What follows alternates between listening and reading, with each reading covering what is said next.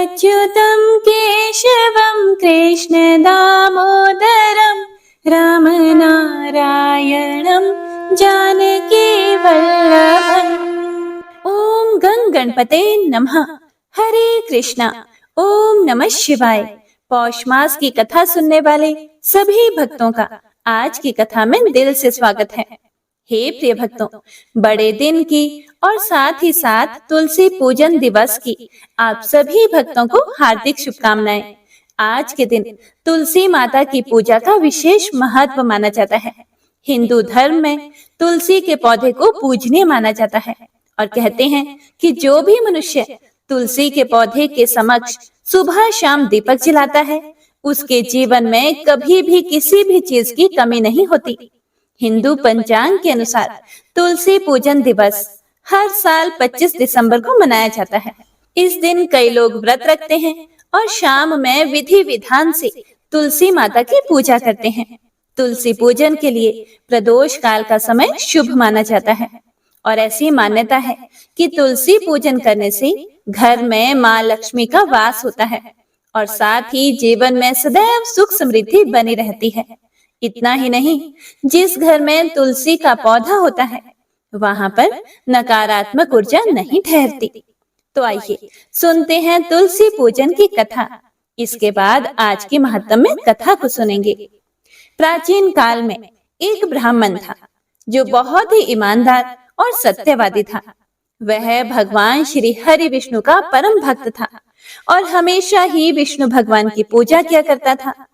लेकिन उसके घर में दरिद्रता और परेशानी रहती थी और उसे समझ में नहीं आ रहा था कि ऐसा क्यों।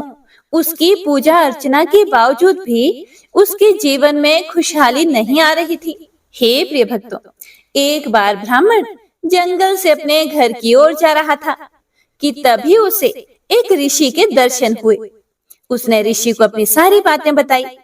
ऋषि ने ब्राह्मण को कहा कि उसने भगवान विष्णु की बहुत पूजा की, लेकिन इसके बाद भी उसे कोई फल नहीं मिला, क्योंकि उस ब्राह्मण ने अपने घर में उन्हें स्थान नहीं दिया जो श्री हरि विष्णु प्रिया मानी जाती हैं। ऋषि ने ब्राह्मण को कहा कि वह अपने घर में तुलसी के पौधे की स्थापना करे और फिर रोजाना भगवान विष्णु के साथ ही तुलसी माता की पूजा भी करे। ब्राह्मण ने जब ऋषि से तुलसी के पौधे की स्थापना के लिए शुभ दिवस पूछा तो उन्होंने पौष माह के कृष्ण पक्ष की दशमी तिथि को शुभ और मंगलकारी बताया। इसके बाद ब्राह्मण ने ऋषि द्वारा बताई गई तिथि पर तुलसी के पौधे को घर में स्थापित किया और पूरी श्रद्धा से तुलसी माता की पूजा की, जिससे भगवान श्री हरि विष्णु ने प्रसन्न होकर ब्राह्मण को दर्शन दिए और उसके सभी कष्ट हर लिए। तभी से पौष कृष्ण पक्ष दशमी के दिन तुलसी पूजन दिवस मनाया जाने लगा। जय श्री हरि विष्णु, जय माँ तुलसा। हे प्रिय भक्तों, तो आइए सुनते हैं पुण्य फल देने वाली आज की महत्तम कथा। ओम नमो नारायणाय। भगवान श्री नारायण कहते हैं, हे नारद, परशुराम जी ने ब्रह्मा जी की बात सुनकर उन जगत गुरु को प्रणाम किया और उनसे वरदान पाकर वे सफल मनोरथ होकर शिवलोक को चले गए। वायु के आधार पर टिका हुआ वह मनोहर लोक 1,00,000 योजन ऊंचा तथा ब्रह्मलोक से विलक्षण है। उसका वर्णन करना अत्यंत कठिन है। हे नारद, उसके दक्षिण भाग में वैकुंठ और वाम भाग में गौरी लोक है। नीचे की ओर ध्रुव लोक है जो संपूर्ण लोकों से परे कहा जाता है। उन सब के ऊपर 50 करोड़ योजन के विस्तार वाला गोलोक है। उससे ऊपर दूसरा लोक नहीं है, वही सर्वोपरि कहा जाता है। मन के समान वेगशाली योगेंद्र परशुराम जी ने उस शिवलोक को देखा। वह महान अद्भुत लोक उपमान और उपमेय से रहित अर्थात अनुपम श्रेष्ठ योगेंद्रों, सिद्धों, विद्या विशारदों, करोड़ों कल्पों की तपस्या से पवित्र शरीर वाले पुण्य आत्माओं से निषेवित मनोरथ पूर्ण करने वाले कल्प वृक्षों के समूहों से परिवेष्टित असंख्य कामधेनुओं के समुदायों से सुशोभित, पारिजात वृक्षों की वनावली से विशेष शोभायमान और 10,000 पुष्प उद्यानों से युक्त, सदा उत्कृष्ट शोभा से संपन्न, बहुमूल्य मणियों द्वारा रचित सुंदर मणि वेदियों तथा सैकड़ों दिव्य राजमार्गों द्वारा बाहर भीतर विभूषित और अनेक प्रकार की पचिकारी से युक्त, उत्तम मणियों के कलशों से उज्जवल दिखने वाले, अमूल्य मणियों द्वारा निर्मित 100 करोड़ भवनों से युक्त था। हे नारद, उसके रमणीय मध्य भाग में उन्हें शंकर जी का भवन दिखाई दिया। उस परम मनोहर भवन के चारों ओर बहुमूल्य मणियों की 4 दीवारी का निर्माण हुआ था। वह इतना ऊंचा था कि आकाश का स्पर्श कर रहा था। उसका रंग दूध और जल के समान उज्जवल था। उसमें 16 दरवाजे थे तथा वह सैकड़ों ऐसे मंदिरों से सुशोभित था जो अमूल्य रत्नों द्वारा निर्मित तथा रत्नों की सीढ़ियों से विभूषित थे। उनमें हीरे जड़े हुए रत्नों के खंभे और किवाड़ लगे थे। वे मणियों की जालियों से सुशोभित, उत्तम रत्नों के कलशों से प्रकाशित, अनेक प्रकार के विचित्र चित्रों से चित्रित और परम मनोहर थे। वहां उस भवन के आगे परशुराम जी ने सिंह द्वार का दर्शन किया, जिसमें बहुमूल्य रत्नों के बने हुए किवाड़ लगे थे। उसका भीतरी भाग पद्म राग एवं महामरकत मणियों द्वारा रचित वेदियों से सदा बाहर भीतर सुशोभित रहता था। अनेक प्रकार के चित्रों से चित्रित होने के कारण वह अत्यंत सुहावना लग रहा था। उसके द्वार पर 2 भयंकर द्वारपाल नियुक्त थे, जिन्हें परशुराम जी ने देखा। उनकी आकृति बेडोल थी, दांत और मुख बड़े ही विकराल थे। 3 बड़े बड़े नेत्र थे, जिनमें कुछ पीलिमा और ललाई छाई हुई थी। वे जले हुए पर्वत के समान काले और महान बल पराक्रम से संपन्न थे। शरीर उत्तम बागंबर तथा विभूति से विभूषित थे।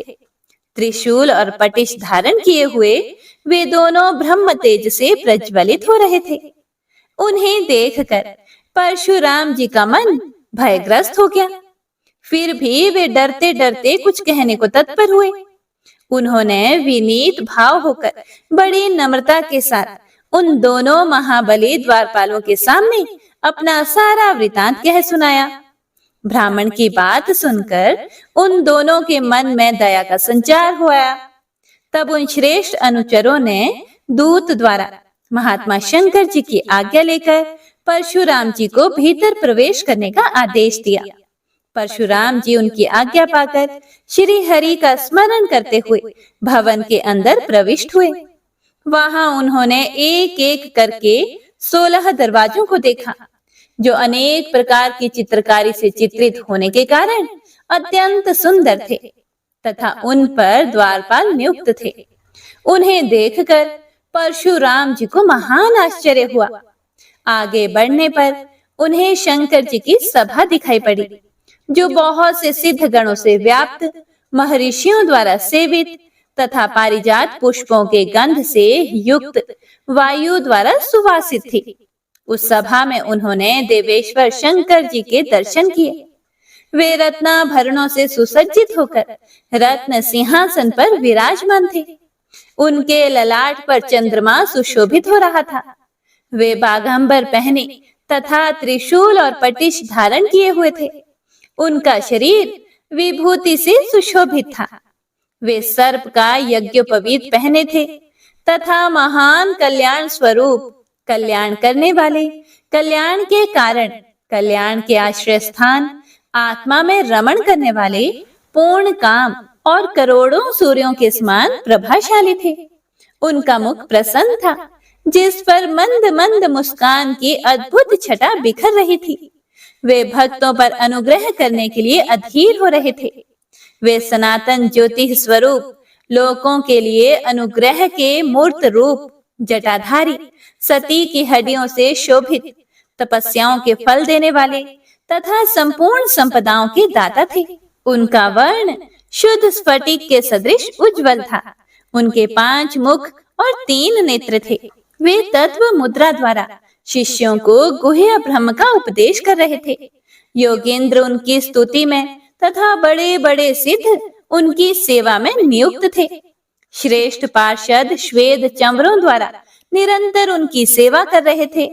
वे बुढ़ापा और मृत्यु का हरण करने वाले गुणातीत, स्वेच्छामय, परिपूर्णतम परब्रह्म के ध्यान में निमग्न थे, जो ज्योति रूप सबके आदि, प्रकृति से परे और परमानंदमय हैं। उन श्री कृष्ण का ध्यान करते समय उनके शरीर में रोमांच हो रहा था तथा वे आंखों में आंसू भरे उत्तम स्वर से उनकी गुणावली का गान कर रहे थे और भूतेश्वर, रुद्रगण तथा क्षेत्रपाल उन्हें घेरे हुए थे। उन्हें देखकर परशुराम जी बड़े आदर के साथ सिर झुकाकर उन्हें प्रणाम किया। उसके बाद शिव जी के वाम भाग में कार्तिकेय जी, दाहिनी ओर गणेश्वर, सामने नंदेश्वर, महाकाल और वीरभद्र तथा उनकी गोद में उनकी प्रियतमा पत्नी गिरिराज नंदिनी गौरी को देखा। उन सब को भी परशुराम जी ने बड़े हर्ष के साथ भक्ति पूर्वक सिर झुकाकर नमस्कार किया। उस समय शिव जी का दर्शन करके परशुराम जी परम संतुष्ट हुए। शोक से पीड़ित तो वे थे ही, इसीलिए आंखों में आंसू भरकर अत्यंत कातर होकर हाथ जोड़कर शांत भाव से दीन एवं गदगद वाणी के द्वारा शिव जी की स्तुति करने लगे। हे प्रिय भक्तों, परशुराम जी द्वारा शिव जी की जो स्तुति की गई है, इसे ध्यान से सुनिएगा। परशुराम जी बोले, हे ईश, मैं आपकी स्तुति करना चाहता हूँ, परंतु स्तुति करने में सर्वथा असमर्थ हूँ। आप अक्षर और अक्षर के कारण तथा इच्छा रहित हैं, तब मैं आपकी क्या स्तुति करूं? मैं मंद बुद्धि हूँ, मुझ में शब्दों की योजना करने का ज्ञान तो है नहीं और चला हूँ देवेश्वर की स्तुति करने। भला जिनकी स्तुति करने की शक्ति वेदों में नहीं है, उन आप की स्तुति करके कौन पार पा सकता है?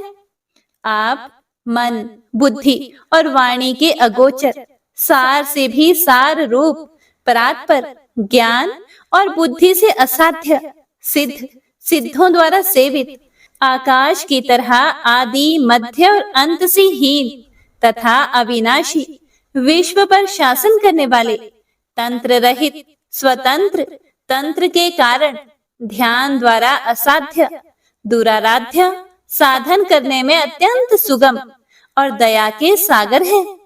हे दीन बंधो, मैं तो अत्यंत दीन हूँ। हे करुणा सिंधो, मेरी रक्षा कीजिए।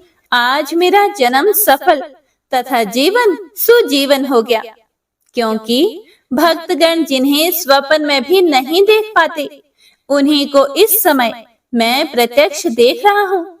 जिनकी कला से इंद्र आदि देवगण तथा जिनके कलांश से चराचर प्राणी उत्पन्न हुए हैं, उन महेश्वर को मैं नमस्कार करता हूँ, जो सूर्य, चंद्रमा, अग्नि, जल और वायु के रूप में विराजमान है। उन महेश्वर को मैं अभिवादन करता हूँ, जो स्त्री रूप, नपुंसक रूप और पुरुष रूप धारण करके जगत का विस्तार करते हैं, जो सबके आधार और सर्व रूप हैं। उन महेश्वर को मैं नमस्कार करता हूँ। हिमालय कन्या देवी पार्वती ने कठोर तपस्या करके जिनको प्राप्त किया है, दीर्घ तपस्या के द्वारा भी जिनका प्राप्त होना दुर्लभ है, उन महेश्वर को मैं कोटि कोटि नमन करता हूँ, जो सबके लिए कल्प वृक्ष रूप है और अभिलाषा से भी अधिक फल प्रदान करते हैं, जो बहुत शीघ्र प्रसन्न हो जाते हैं और जो भक्तों के बंधु हैं। उन महेश्वर को मैं नमस्कार करता हूँ, जो लीला पूर्वक क्षण भर में अनंत विश्व सृष्टियों का संहार करने वाले हैं। उन भयंकर रूपधारी महेश्वर को मैं प्रणाम करता हूँ, जो काल रूप, काल के काल, काल के कारण और काल से उत्पन्न होने वाले हैं, तथा जो अजन्मा एवं बार बार जन्म धारण करने वाले आदि सब कुछ हैं। उन महेश्वर को मैं मस्तक झुकाता हूँ। हे प्रिय भक्तों, ऐसा कहकर भृगुवंशी परशुराम जी शंकर जी के चरण कमलों पर गिर पड़े। तब भगवान शिव ने परम प्रसन्न होकर उन्हें शुभ आशीर्वाद दिए। आगे भगवान श्री नारायण बोले कि हे नारद, जो भक्ति भाव सहित इस परशुराम कृत स्तोत्र का पाठ करता है या सुनता है, वह संपूर्ण पापों से पूर्णतया मुक्त होकर शिवलोक में जाता है। उसके बाद महादेव जी के पूछने पर परशुराम जी ने कहा, हे दया निधान, मैं भृगु वंशी जमदग्नि का पुत्र परशुराम हूँ। आपका मैं दास हूँ, आपके शरणागत हूँ, आप मेरी रक्षा करें। इसके बाद सारी घटना विस्तार से सुनाकर परशुराम जी ने कहा कि मैंने पृथ्वी को 21 बार क्षत्रिय शून्य करने तथा मेरे पिता का वध करने वाले कार्तवीर्य को मारने की प्रतिज्ञा की है। आप मेरी प्रतिज्ञा को पूर्ण करें। इस बात को सुनकर भगवती पार्वती और भद्रकाली ने क्रुद्ध होकर परशुराम जी की भर्त्सना की। तब परशुराम जी भगवती गौरी और कालिका के क्रोध भरे वचन सुनकर उच्च स्वर से रोने लगे और प्राण विसर्जन के लिए तैयार हो गए। तब दया सागर भक्त अनुग्रहकारी प्रभु महादेव जी ने ब्राह्मण बालक को रोते हुए देखकर स्नेहार्थ चित्त से अत्यंत विनयपूर्ण वचनों के द्वारा गौरी और कालिका का क्रोध शांत किया और उन दोनों की तथा अन्य सबकी अनुमति लेकर परशुराम जी से कहना आरंभ किया। शंकर जी बोले, हे वत्स, आज से तुम मेरे लिए एक श्रेष्ठ पुत्र के समान हो, इसीलिए मैं तुम्हें ऐसा गुह्य मंत्र प्रदान करूंगा जो त्रिलोकी में दुर्लभ है। इसी प्रकार एक ऐसा परम अद्भुत कवच बतलाऊंगा जिसे धारण करके तुम मेरी कृपा से अनायास ही कार्तवीर्य का वध कर डालोगे। हे विप्रवर, तुम 21 बार पृथ्वी को भूपालों से शून्य भी कर दोगे और सारे जगत में तुम्हारी कीर्ति व्याप्त हो जाएगी, इसमें तनिक भी संशय नहीं है। भगवान श्री नारायण आगे बोले कि हे नारद, इतना कहकर शंकर जी ने परशुराम जी को परम दुर्लभ मंत्र और त्रिलोक्य विजय नामक परम अद्भुत कवच प्रदान किया।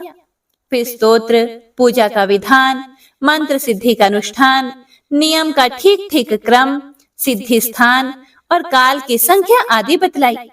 उसी समय उन्हें संपूर्ण वेद वेदांग भी पढ़ा दिए। उसके बाद भगवान शिव ने परशुराम जी को नागपाश, पाशुपत्रास्त्र, अत्यंत दुर्लभ ब्रह्मास्त्र, आग्नेयास्त्र, नारायणास्त्र, वायव्यास्त्र, वारुणास्त्र, गांधार्वास्त्र, गरुडास्त्र, जृंभणास्त्र, गदा, शक्ति, परशु, अमोघ उत्तम त्रिशूल, विधि पूर्वक अनेक प्रकार के शस्त्रास्त्रों की मंत्र, शस्त्रास्त्रों के संहार और संधान, अक्षय धनुष, आत्मरक्षा का उपाय, संग्राम में विजय पाने का क्रम, अनेक प्रकार के माया युद्ध, मंत्र पूर्वक हुंकार, अपनी सेना की रक्षा तथा शत्रु सेना के विनाश का ढंग, युद्ध संकट के समय अनेक प्रकार के अनुपम उपाय, संसार को मोहित करने वाली तथा बुढ़ापा और मृत्यु का हरण करने वाली विद्या भी सिखाई। परशुराम जी ने चिरकाल तक गुरुकुल में ठहरकर संपूर्ण विद्याओं को सीखा, फिर तीर्थ में जाकर मंत्र सिद्धि प्राप्त की। इसके बाद शिव आदि को नमस्कार करके वे अपने आश्रम को लौट आए। भगवान श्री नारायण जी से फिर नारद जी ने पूछा कि हे भगवान, अब मेरी यह सुनने की इच्छा है कि भगवान शंकर जी ने दयावश परशुराम जी को कौन सा मंत्र तथा कौन सा स्तोत्र और कवच दिया था। उस मंत्र के आराध्य देवता कौन है, कवच धारण करने का क्या फल है तथा स्तोत्र पाठ से किस फल की प्राप्ति होती है, वह सब आप मुझे बतलाइए। ओम नमो नारायणाय। हे प्रिय भक्तों, इसके आगे भगवान श्री नारायण ने नारद जी को जो कुछ भी बताया उसका वृतांत आप सभी भक्तजन अगले अध्याय में जरूर सुनिएगा।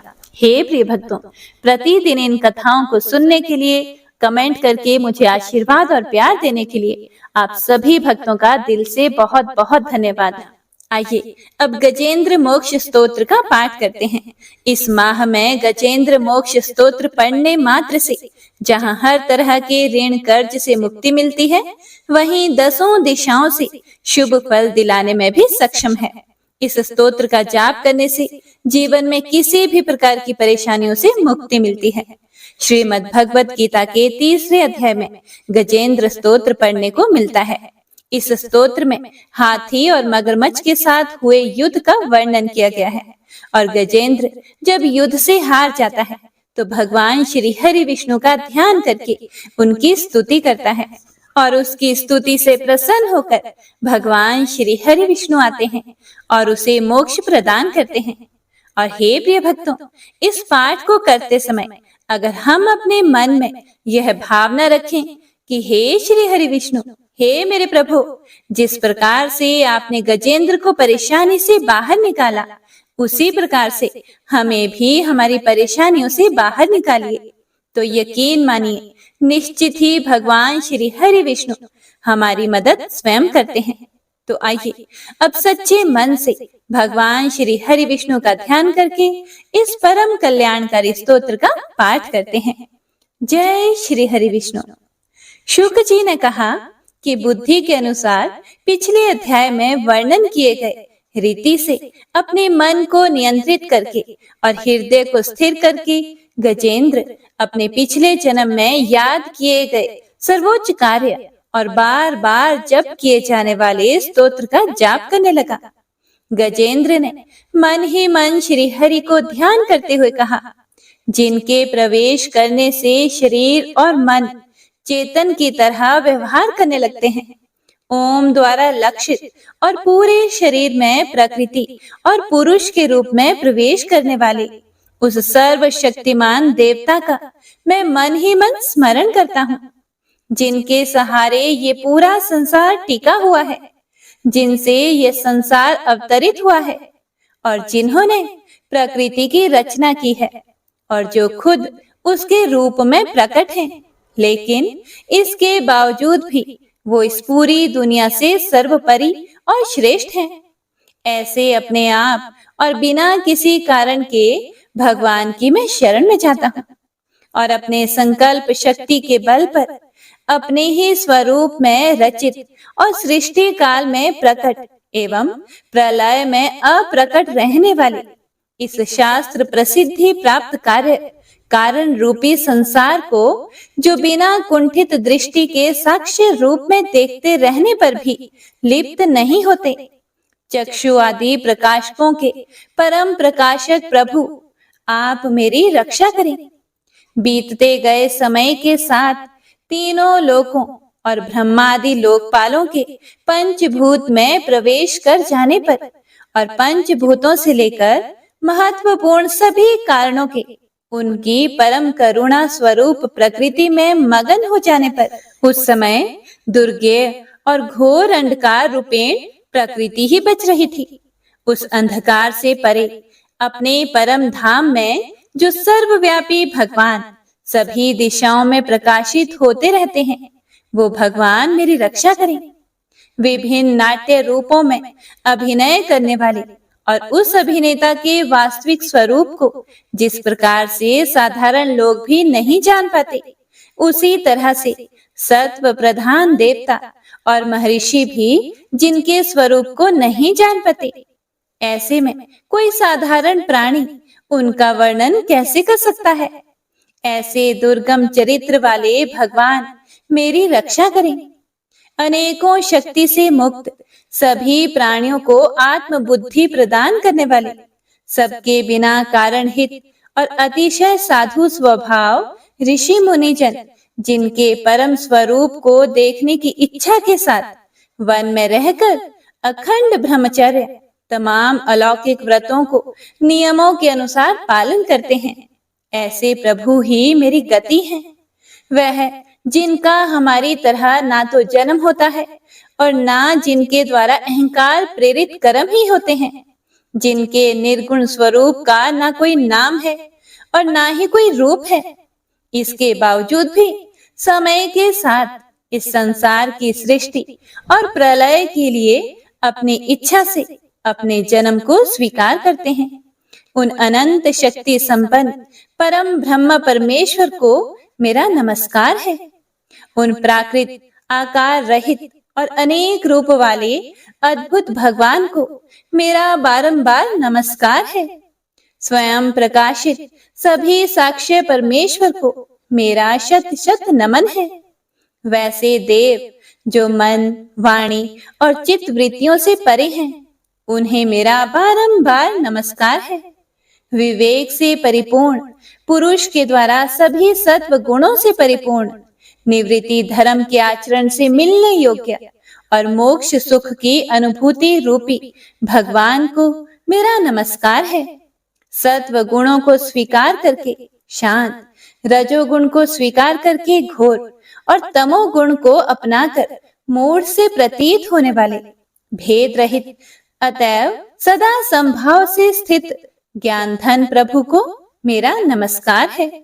शरीर, इंद्रिय आदि के समुदाय रूप सभी पिंडों के ज्ञाता, सबके स्वामी और साक्षी स्वरूप प्रभु को मेरा बारंबार नमस्कार है।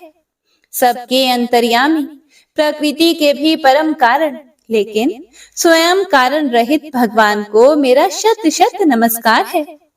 सभी इंद्रियों और सभी विषयों के जानकार, सभी प्रतीतियों के कारण रूप संपूर्ण जड़ प्रपंच और सबकी मूलभूता अविद्या के द्वारा सूचित होने वाले और सभी विषयों में अविद्या रूप से भासने वाले भगवान को मेरा नमस्कार है।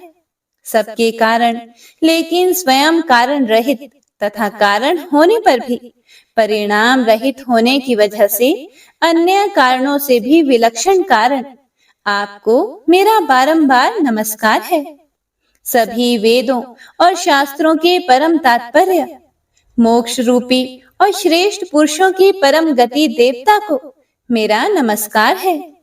वह जो त्रिगुण रूपों में छिपी हुई ज्ञान रूपी अग्नि है, वैसे गुणों में हलचल होने पर जिनके मन में संसार को रचने की वृत्ति उत्पन्न हो उठती हो और जो आत्मा तत्व की भावना के द्वारा विधि निषेध रूप शास्त्र से भी ऊपर उठे हों, जो महाज्ञानी महात्माओं में स्वयं प्रकाशित हो रहे हैं, ऐसे भगवान को मेरा नमस्कार है। मेरे जैसे शरणागत पशु के समान जीवों की अविद्या रूप फांसी को पूर्ण रूप से काट देने वाले परम दयालु और दया करने में कभी भी आलस्य नहीं करने वाले भगवान को मेरा नमस्कार है। अपने अंश से सभी जीवों के मन में अंतर्यामी रूप से प्रकट होने वाले सर्वनियंता अनंत परमात्मा आपको मेरा नमस्कार है। जो शरीर, पुत्र, मित्र, घर और संपत्ति सहित कुटुंबियों में अशक्त लोगों के द्वारा कठिनाई से मिलते हों और मुक्त पुरुषों के द्वारा अपने हृदय में निरंतर चिंतित ज्ञान स्वरूप सर्व समर्थ परमेश्वर को मेरा नमस्कार है। वह जिन्हें धर्म, अभिलाषित भोग, धन और मोक्ष की कामना से मनन करके लोग अपनी मनचाही इच्छा पूर्ण कर लेते हैं, अपितु जिन्हें विभिन्न प्रकार के अयाचित भोग और अविनाशी पार्षद शरीर भी देते हैं, वैसे अत्यंत दयालु प्रभु मुझे इस प्रकार की विपदा से हमेशा के लिए बाहर निकालें। वह जिनके एक से अधिक भक्त हैं, जो मुख्य रूप से एकमात्र उसी भगवान की शरण में हैं, जो धर्म, अर्थ आदि किसी भी पदार्थ को नहीं चाहते, अपितु जो केवल उन्हीं के परम मंगलमय एवं अत्यंत विलक्षण चरित्र का गुणगान करते हुए उनके आनंदमय समुद्र में गोते लगाते रहते हैं। उन अविनाशी, सर्वव्यापी, सर्वमान्य ब्रह्मादि के भी नियामक, अभक्तों के लिए भी हमेशा प्रकट होने वाले, भक्ति योग द्वारा प्राप्त अत्यंत निकट होने पर भी माया के कारण अत्यंत दूर महसूस होने वाले, इंद्रियों के द्वारा अगम्य और अत्यंत दुर्विज्ञ, अंत रहित लेकिन सभी के आदि कारक और सभी तरफ से परिपूर्ण उन प्रभु की मैं स्तुति करता हूँ। वो जो ब्रह्मा सहित सभी देवता, चारों वेद तथा समस्त चराचर जीव नाम और आकृति भेद से जिनके अत्यंत क्षुद्र अंशों से रचे गए हैं। जिस तरह से जलती हुई अग्नि की लपटें और सूरज की किरणें बार बार निकलती हैं और फिर से अपने कारण में ही लीन हो जाती है, उसी प्रकार बुद्धि, मन, इंद्रियां और नाना योनियों के शरीर, जिन सभी गुणों से प्राप्त शरीर जो स्वयं प्रकाश परमात्मा से प्रकट होता है और फिर से उन्हीं में लीन हो जाता है, वह प्रभु जो ना तो देवता है, ना असुर, ना मनुष्य है और ना ही मनुष्य से नीचे किसी अन्य योनि के प्राणी, ना ही वो स्त्री हैं और ना ही पुरुष, ना ही नपुंसक और ना ही वो कोई ऐसे जीव हैं जिनका इन तीनों ही श्रेणी में समावेश है। वो ना तो गुण है, ना कर्म, वो ना ही कार्य है और ना ही कारण। इन सभी योनियों का निषेध होने पर जो बचता है वही उनका असली रूप है और वे ही सब कुछ हैं। ऐसे प्रभु मेरा उत्थान करने के लिए प्रकट हो। अब मैं इस मगरमच्छ के चंगुल से आजाद होने के बाद जीवित नहीं रहना चाहता। इसकी वजह ये है कि मैं सभी तरफ से अज्ञानता से ढके इस हाथी के शरीर का क्या करूं? मैं आत्मा के प्रकाश से ढक देने वाले अज्ञानता से युक्त इस हाथी के शरीर से मुक्त होना चाहता हूँ, जिसका काल क्रम से अपने नाश नहीं होता, बल्कि ईश्वर की दया और ज्ञान से उदय हो पाता है। इस प्रकार से मोक्ष के लिए लालायित संसार के रचयिता स्वयं संसार के रूप में प्रकट, लेकिन संसार से परे, संसार में एक खिलौने की भांति खेलने वाले, संसार में आत्म रूप से व्याप्त, अजन्मा, सर्वव्यापी एवं प्रापत्य वस्तुओं में सर्वश्रेष्ठ श्री हरि का केवल स्मरण करता हूँ और उनकी शरण में जाता हूँ, जिन्होंने भगवत भक्ति रूपी योग के द्वारा कर्मों को जला डाला है, जिन्हें समस्त योगी ऋषि अपने योग के द्वारा अपने शुद्ध हृदय में प्रकट देखते हैं। उन योगेश्वर भगवान को मेरा नमस्कार है। वह जिनके त्रिगुणे शक्तियों का राग, रूप, वेग और असह्य है, जो सभी इंद्रियों के विषय रूप में मौजूद है। वह जिनकी इंद्रियां समस्त विषयों में ही बसी रहती है। ऐसे लोगों को जिनको मार्ग मिलना भी संभव नहीं है, वैसे शरणागत एवं अपार शक्तिशाली वाले भगवान आपको मेरा बारंबार नमस्कार है। जिनकी अविद्या नाम के शक्ति के कार्य रूप अहंकार से ढके हुए हैं, वह जिनके रूप को जीव समझ नहीं पाते हैं, ऐसे अपार महिमा वाले भगवान की मैं शरण लेता हूँ। हे प्रिय भक्तों, श्री सुखदेव जी कहते हैं कि वह जिसने पूर्व प्रकार से भगवान के भेद रहित सभी निराकार रूप का वर्णन किया था, उस गजराज के करीब जब ब्रह्मा आदि अन्य कोई भी देवता नहीं आए, जो अपने विभिन्न प्रकार के विशेष विग्रहों को ही अपना रूप मानते हैं, ऐसे में साक्षात विष्णु जी, जो सभी के आत्मा होने के कारण सभी देवताओं के रूप हैं, तब वह वहां पर प्रकट हुए। गजराज को इस प्रकार से दुखी देखकर और उसके पढ़े गए स्तुति को सुनकर चक्रधारी प्रभु इच्छानुसार वेग वाले गरुड़ की पीठ पर सवार होकर सभी देवों के साथ उस स्थान पर पहुंचे जहां वह गज था। गज अर्थात हाथी था।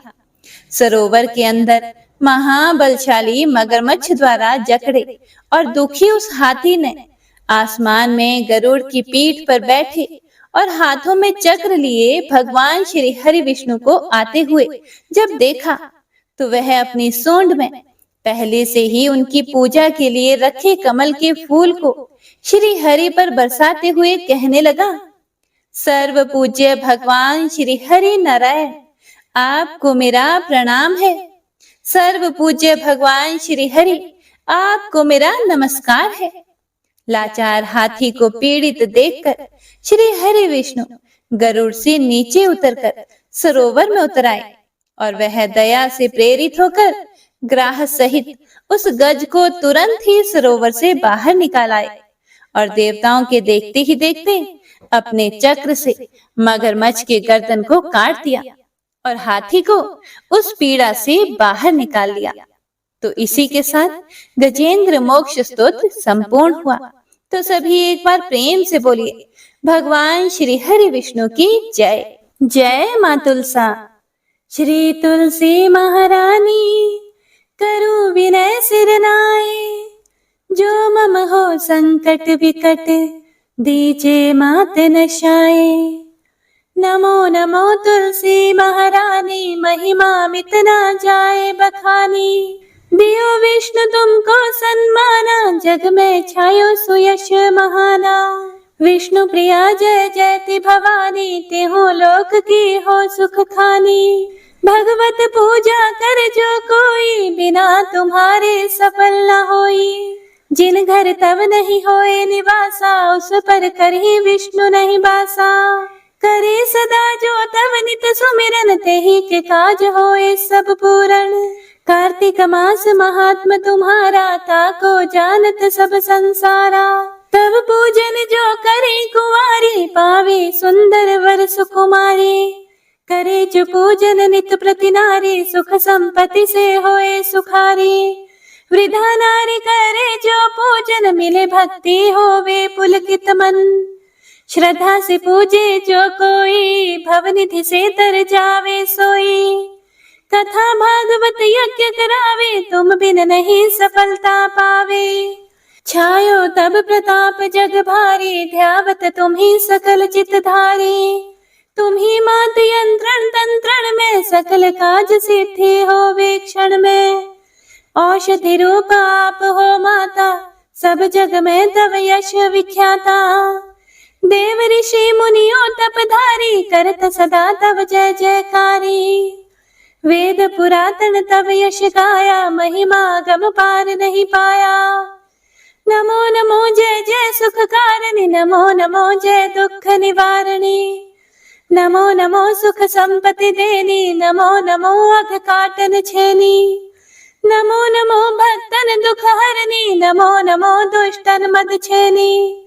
नमो नमो भव पार उतारनी, नमो नमो परलोक सुधारनी।